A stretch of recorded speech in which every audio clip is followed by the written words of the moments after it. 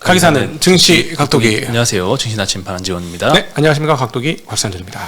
네. 네, 오늘도 지수로는 좀 많이 빠졌습니다. 네. 근데 특히나 이제 코스피는 0.8% 빠졌는데 코스닥이 1.8% 빠지면서 코스닥이 급격히 좀 많이 하락을 했습니다. 네, 주요 주식들이 많이 빠졌죠. 예, 2차전지 주식들이 코스닥에 좀 시총 상위를 많이 포진해 있는데 오늘 2차전지 주식들이 좀 집중적으로 좀 하락을 하면서 코스닥 하락에 많은 영향을 좀 끼쳤습니다. 오늘 갑자기 이렇게 많이 빠진 건 잘 모르겠네, 이유를. 차차 말씀드리겠습니다. 아, 네. 예. 네. 오늘 제일 많이 오른 건 이제 보험 섹터였습니다. 뭐 롯데손보는 6%대 상승했고요. 뭐 삼성화재, 미래에셋생명, 동양생명 다 3%대 상승했습니다. 요즘 보험주가 아주 출렁출렁 많이 합니다. 네. 뭐 이렇게 금리 따라서 급등락하더니 오늘 같은 때는 뭐 금리가 이렇게 크게 변동하지도 않았던 것 같아요. 네. 네. 오히려 조금 빠졌던 것 같은데 보험 섹터가 이렇게 많이 올랐고요. 음식료 한창 이제 장 안 좋을 때는 방어주 역할을 보험주랑 같이 좀 해왔던 것 같습니다. 네. 롯데칠성이 5%대. 롯데칠성은 주가가 한때는 굉장히 많이 빠졌는데 바닥에서 슬금슬금 이렇게 올라오고 있어요. 오늘도 네. 5%대 정도 상승하고 있습니다. 여기가 진토닉인가 많이 팔고 있는 거 아니에요? 하이볼 때문에. 토닉, 워터. 토닉 같아요. 네. 그것보다도 이제 제로 음료수 이쪽 음. 판매량이 굉장히 많이 올라오고 있고 예. 제가 또 즐겨 먹는 박스채로 매번 사다 먹거든요. 네. 근데 주변에 은근히 이 제로 콜라를 박스채로 사다 드시는 분들이 많더라고요. 제로 콜라를 왜 롯데칠성이야? 예? LG생명 생활건강이지? 아니 그 제로 콜라 라임, 펩시. 아, 펩시. 예. 네. 네. 그리고 또 이제 필리핀 법인 거기서 이제 연결로 잡히는 또 효과가 있어서 그거는 이제 다음 분기 실적에 좀 기대되는 요인인 것 같습니다. 네. 네, 그리고 뭐 빙그레, 하이트진로, 삼양식품, 롯데웰푸드, 제일제당 다 2에서 4%씩 오늘 음식료 섹터가 전반적으로 좋았습니다. 네. 운수창고에서는 항공주들이 좋았어요. 2에서 4%씩 대부분 다 올랐는데 오늘 중국 소비주들이 좀 다 반등을 좀 많이 했습니다. 그리고 뭐 미국에서도 그 저기 항공주들은 실적이 괜찮았습니다. 네. 네, 그리고 증권주도 다울투자증권이 4% 상승, 키움증권도 4% 상승. 키움은 3일 전에 이틀 전인가요? 3일 전에 24% 하락 네. 맞고 지금 이틀 전도 지금 반등을 하고는 있습니다. 예. 좀 많이 빠진 것 같다는 생각은 들었어요. 24% 빠질 때. 네. 네, 그리고 철강금속이 제일 많이 하락했습니다. 삼알미늄, 포스코홀딩스, 포스코스틸리온, TCC 스틸이 7에서 4% 사이로 좀 많이 하락을 했고요. 네. 전기전자 섹터도 그 다음이었는데 포스코 퓨처엠이 10% 하락, LG 엔솔이 거의 9% 하락, 삼성 SDI가 7%대 하락, SK IET, 롯데에너지 머티리얼즈 3에서 5% 사이로 다 하락을 했습니다. 네. 오늘 삼성전자도 0.7% 정도 하락을 했고 하이닉스는 0.5% 올랐네요. 이제 하이닉스하고 LG엔솔 간의 시총 격차가 많이 좀 줄어들고 있습니다. 결국 역전되지 않을까 싶네요. 분위기가. 이대로라면 역전이 될 네. 텐데 LG엔솔 워낙 많이 빠져가지고 네. 여기서 이렇게 추가로 더 빠지면 충격이 좀 클 것 같습니다. 아니 왜냐하면 하이닉스가 이익이 늘면 주가가 오를 거 아니에요. 네. 그렇죠. 그러면서도 역전이 될 수 있죠. 반도체 업황 반등이 좀 본격적으로 되면, 일어나면 네. 하이닉스 신고가 가고 네. 모두의 바람대로. 그럴 수도 있죠. 네. 예, 그리고 화학 섹터도 그 다음이었는데 금양이 오늘 7.7% 하락했습니다. 이거는 블록딜 이슈 이후로 좀 걱정이 좀 많이 되는. 그러니까 쉽게 얘기하면 대주주가 주식을 팔고 있는 거잖아요. 네. 네, 우리 뭐 이제 테슬라조차도 대주주가 주식을 팔았을 때 주가가 하고 지금하고 비교해 보면 반토막이에요. 대주주가 주식을 팔고 난 다음에 한 1,300불에 팔았잖아요. 네. 합병 저기 분할전 3분의 1 분할전 1,200불 그 정도. 예, 1,200, 그렇죠? 1,300불, 그러니까 지금으로 따지면 400불 대 주식을 파는 거였거든요. 그러니까 대주주가 주식을 팔고 나서는 그 잘 나간다는 회사조차도 어려웠는데, 네, 한번 봐야 되겠습니다. 네. 그리고 이수 스페셜티 케미컬, LG 화학, 코스모 신소재, 율촌 화학 다 6, 7%씩 하락을 하면서 지금 빠진 하락 업종 상위가 철강금속, 전기전자, 화학인데 전부 다 2차전지주들이 좀 포진해 있어서 오늘 시장은 사실 2차전지의 좀 충격의 날이었던 것 같습니다. 네, 맞습니다. 네, 일단 여러 가지 요인이 있는데요. GM에서 일단 수요 둔화를 반영해서 전기차 생산 목표를 하향을 시켰습니다. 24년도 중순까지 2년 동안 40만 대 전기차 생산하겠다라는 계획을 좀 폐기를 했고요. 미시간주 전기차 공장도 가동을 1년 연기를 했습니다. 전방 수요가 좀 둔화되다 보니까 좀 천천히 생산할 계획으로 변경을 하고 있는 모습이고 GM뿐만 아니라 뭐 현대기아나 폭스바겐이나 뭐 포드도 9월 달에 전기차 재고가 좀 크게 늘었다고 합니다. 네. 그리고 또 하나는 LG엔솔입니다. 일단 실적 발표를 했는데 실적이 굉장히 잘 나왔어요. 네. 3분기 영업이익은 7,300억 나왔고 컨센이 6,700억이었는데 한 10% 정도 더 잘 나온 것 같습니다. 네.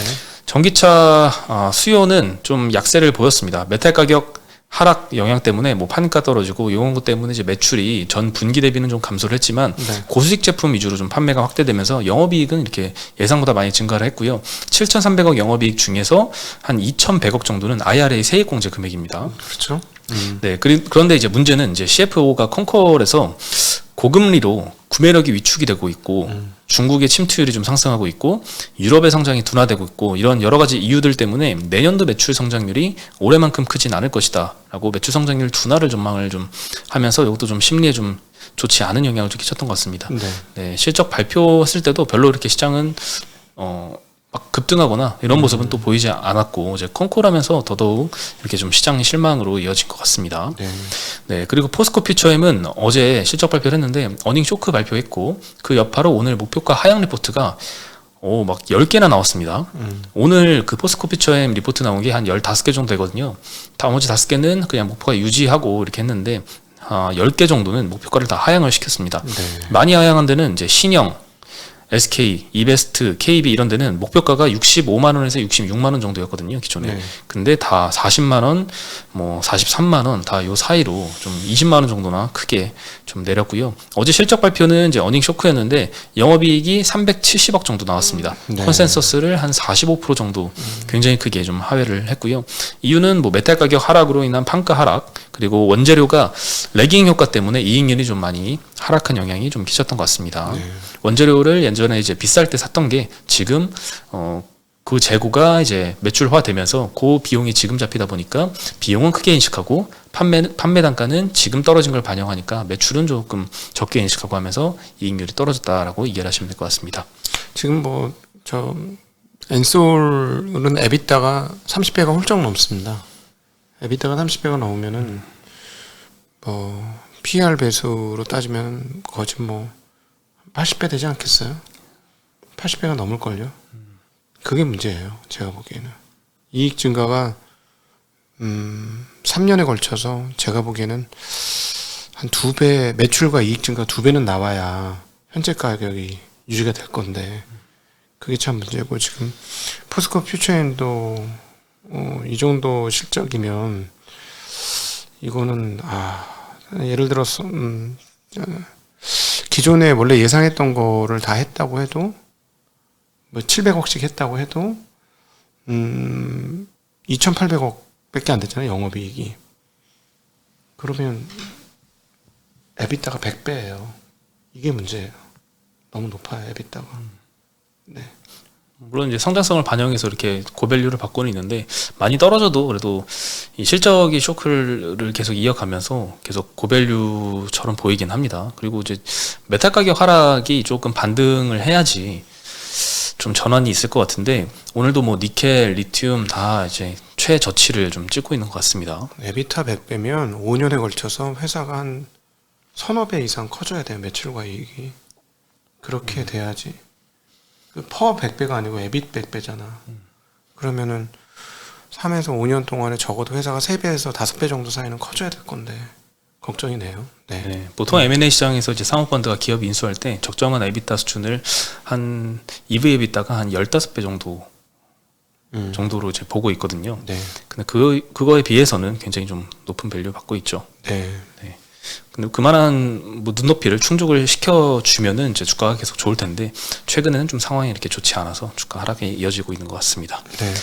네, 그리고 소카가 오늘 22%나 급등을 했습니다. 계속 말씀드렸던 대로 경영권 분쟁 이슈가 불거지고 있는데 이번에는 이 박재욱 대표가 지분 2% 정도를 장내 매수를 하면서 더더욱 경영권 그러네요. 분쟁 가능성을 좀 높이고 있습니다. 이건 분위기가 확실히 그렇게 돌아가는 거네요. 네, 65만 주 정도를 단가 한 15,000원 가까이 매입을 했고요. 총 97억 원 정도 규모입니다. 박재욱 대표가 이제 최대 주주 SOQRI 여기에 특수관계자로 들어가기 때문에 이 특관자 합산 지분율이 최대 주주 지분율이 37%로 좀 상승을 했고요. 롯데렌탈이 지금 3대 주주인데 지분 15% 갖고 있고 2대 주주인 SK 지분 인수하려고 지금 추진을 하고 있죠. 내년도까지 인수하면 이제 뭐 최대 주주 지분하고 거의 뭐 가까워지고 있는데 이번에 박재욱 대표 지분 추가 매수로 조금 격차가 좀 벌어졌고 다음에 좀 롯데가 뭔가 액션이 좀 나오지 않을까 이런 기대가 좀 일고 있습니다. 네. 원래 롯데는 이제 작년 초에 이제 인수를 지분 매수를 처음 시작할 때부터 경영권 인수를 목적으로 했었는데 이 매도하려는 이 최대 주주와의 이 인수 가격, 이 희망 가격이 너무 차이가 나는 바람에 네. 장내 매수로 좀 선회를 하지 않을까 이런 시장의 기대는 하고 있습니다. 예.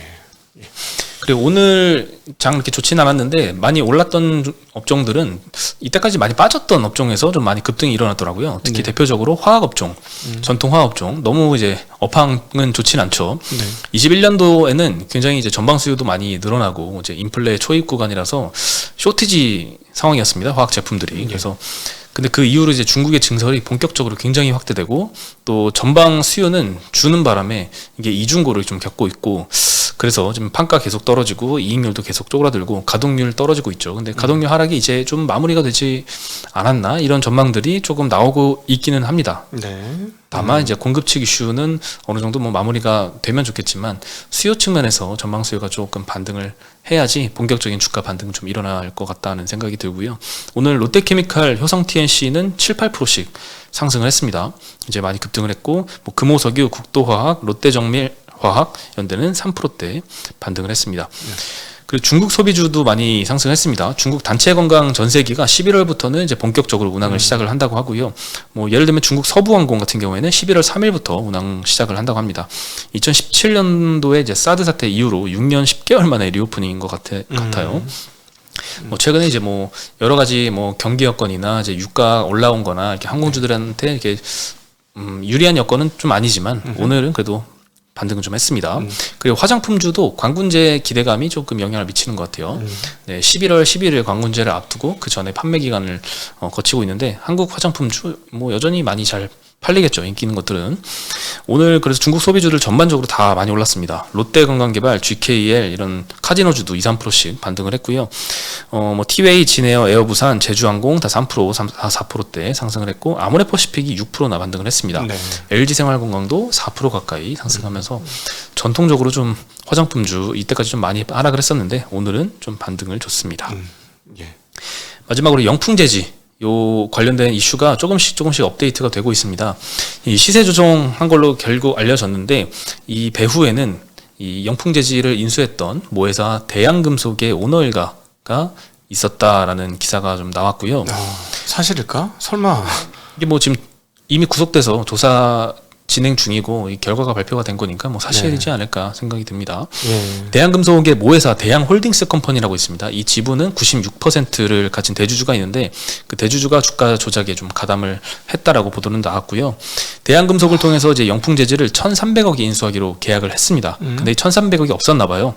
모자라서 뭐 사채도 쓰고 여기저기 빌리고 했는데 그것도 모자라서 주가 조작을 통해서 좀 주가를 끌어올려서 그 자금을 좀 마련해야겠다라고 결심을 한 것 같습니다. 그래서 작년 10월부터 올해 8월까지 10개월 동안 주가 조작을 했는데 한 29,000여 회에 걸쳐서 통정 매매를 통해서 주가를 3,000원에서 4만원까지 13배를 끌어올렸습니다. 아니 우리는 천주만 거래해도 다 연락 오잖아. 사고 팔고. 네. 그러니까 근데 뭐 겹칠 경우에 100개 계좌로 했다고 하니까 서로 잘 안 걸리게 이렇게 잘 했나 봐요. 그래도 29,000원이면은 딱 이렇게 페어가 짜질 텐데 이렇게 요 100개끼리 서로 주고받네 이게 보일 텐데 우리는 진짜 돈 100만 원만 거래 잘못해도 연락이 오는데. 네. 그래서 뭐 한국 거래소도 이상 징후를 좀 포착을 하고 뭐 내부 고발자도 있었고 조사 착수했다고는 하는데 그게 올해 9월 정도, 올해 8월 정도 그때쯤에 조사가 시작된 것 같아요. 그러니까 누가 봐도 차트만 봐도 작전인데 하는 네. 거였구만. 참으로 좀 늦게 좀 발견을 하긴 했죠. 안 한 거야, 못 한 거야? 궁금하네. 기존의 시스템으로 이제 걸러질 만한 그런 요건들을 좀 피해서 하지 않았나 그런가? 이런 생각도 좀 듭니다. 네. 기존에 뭐 금감원이나 거래소나 이런 이상징후 포착 시스템이 있잖아요. 네.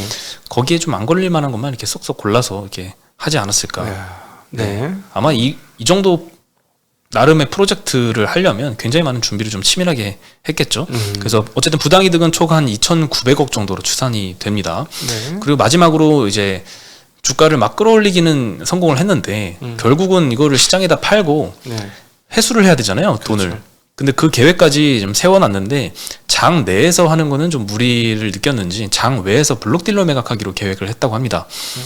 이미 그 블록딜 하려고 했던 게 할인율을 한 30% 정도 적용을 했습니다. 보통 이제 블록딜 매각에서 할인율은 10% 내로 적용이 되거든요. 네. 금양 같은 경우에도 블록딜 150만 주 최근에 했던 거 한 네. 7, 8% 정도 할인율이 적용될 것 같거든요.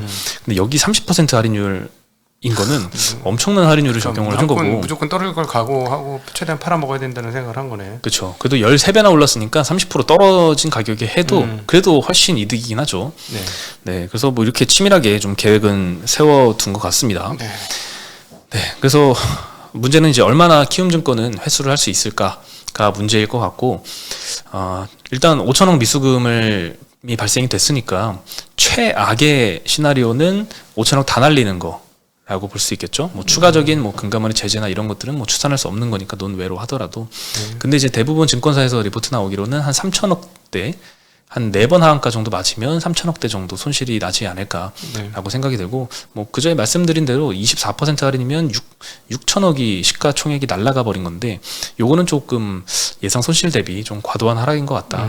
PBR도 0.56배 정도 받는 기업이 자기 자본이 뭐 거의 1조 날아간 효과를 반영을 한 거니까 좀 과한 하락인 것 같다라는 생각이 들고요. 만약에 이제 부당이득이 저 이제 확정이 안 된 거라서 좀 못 팔은 거는 확정이 안 됐을 거 아니에요? 파는 거에 대해서 그냥 그렇죠. 적어도 저 돈만 뺏고 끝날 건가 아니면 추가 추징할 건가도 궁금하네. 저 돈만 뺏고 끝나겠지 또? 아우 이건 진짜. 네, 전 벌금도 때려야 된다고 봐요.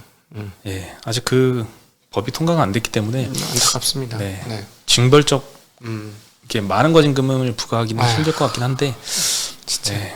이런 게 진짜 나쁜 거예요. 저는 감히 말씀은 공매도는 자꾸 포지션이 그거 떨어지길 바라는 거라서 심정적으로 동의도 안 가고 썩 좋은 거 아니라는 측면 이해는 되는데 진짜 나쁜 짓이지 이런 게. 예. 공매도는 그래도 그 규정된 틀 안에서 하는 거 아니야. 근데 이거는 진짜 심하다. 예. 예, 오늘 소식은 여기까지고요. 힘든 장세였는데 그래도 오늘 또 뭐 오른 종목 꽤 많지 않아요? 오른 종목 꽤 많았어요. 네, 그래서 오늘 괜찮으실 거예요. 지수만 빠졌지. 웬만해서는 특별히 우리 저희 보는 시청자분들은 오늘 뭐 대체적으로 좋은 날 아니었을까 하는 생각이 드네요. 사실 2차전지 포지션이 많지는 않았다면 오늘 그렇게 나쁜 날은 좀 아니었던 네. 것 같습니다. 그렇죠. 네. 2차전지 투자했다면 오늘 좀 굉장한 쇼크를 겪었던 것 같아요. 네. 네, 저희는 내일 다시 인사드리겠는데 제가 내일 교육이 있어가지고 네. 내일은 그 쪽집게님이 네. 대신하고 저는 금요일 날 다시 네, 인사드리겠습니다. 내일은 마이크를 잘 키도록 하겠습니다. 네. 내일은 제가 없어도 네. 무사히 치길 바라겠습니다. 네. 안녕.